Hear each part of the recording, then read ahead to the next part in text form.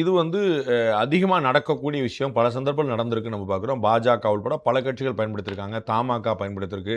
தமாகவுக்கு வந்து 96ல அவர் நேரடியாக ஆதரவு தெரிவித்தார் அந்த கூட்டணிக்கு. அதுக்கு பிறகே பல சந்தர்ப்பங்கள்ல வந்து சைக்கிள் சின்னம் வச்சிருந்தனால வந்து அண்ணாமலை சைக்கிள் அந்த பாட்ட போட்டுட்டே மாநிலம் முழுக்க பிரச்சாரம் பண்ணுவாங்க. இது நெறைய நடந்திருக்கு.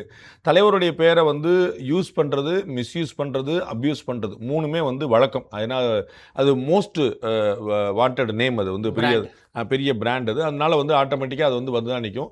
நீங்க சொன்ன அந்த மேடையில் வந்து ரொம்ப அதிர்ச்சியா இருந்தது, ஆச்சரியமா இருந்தது.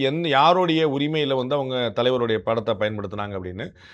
பட் வந்து திரு அண்ணாமலை அவர்கள் எனக்கும் அவங்களுக்கும் சம்பந்தம்லாம் சொல்லுவார்னு நினைக்கிறேன்.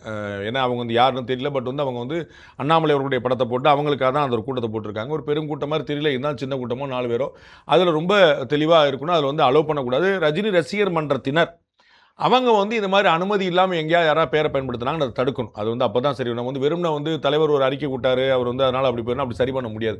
திரு ராகவா லாரன்ஸோ திரு அண்ணாமலையோ அவர்கள் வந்து அதிகாரப்பூர்வமாக பயன்படுத்த மாட்டாங்க. அவங்க வந்து அண்ணனுடைய அன்பை பெற்றவர்கள் அப்படிங்கிறவர்கள் நின்றுவாங்க. ஏன்னா அது உண்மைதான், அதில் மாற்றுக்கிறதுல. ராகவா லாரன்ஸை வந்து பிள்ளை மாதிரி தம்பி மாதிரி தான் பார்த்தாரு. அண்ணாமலை அவர்கள் மீது ரொம்ப பெரிய ஒரு அன்பு மரியாதையும் தலைவர் வச்சிருக்காருங்கிற அதில் ரெண்டும் குழப்பம் இல்லை.